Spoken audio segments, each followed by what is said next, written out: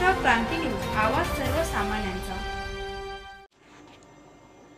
उमराणे येथे मुरमाड डेपोची ST bus पलटी, 28 प्रवासी जखमी, त्यापैकी 7 जण गंभीर। उमराणे देवळा तालुक्यातील उमराणे येथे आज 13 ऑगस्ट दुपारी साधारण 1 वाजेच्या सुमारास नाशिकवरून मालेगावकडे जाणारी मुरमाड डेपोची एसटी बस क्रमांक MH14 MH0483 भीषण अपघातग्रस्त झाली। बस उमराणे येथील उड्डाण पुलावरून उतरत असताना रस्त्याच्या कडेला जाऊन झाडावर आदळली आणि पलटी झाली। या अपघातात 28 प्रवासी जखमी झाले असून त्यापैकी 7 जणांची प्रकृती गंभीर आहे।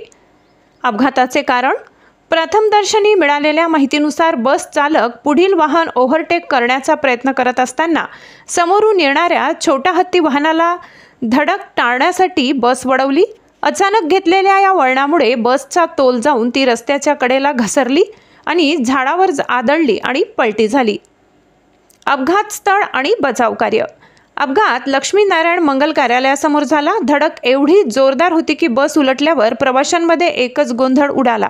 स्थानिक नागरिकांनी तात्काळ घटनास्थळी धाव घेऊन अडकलेल्या प्रवाशांना बाहेर काढले। काहींना किरकोळ तर काहींना गंभीर दुखापती झाल्या। प्रशासनाची तत्परता।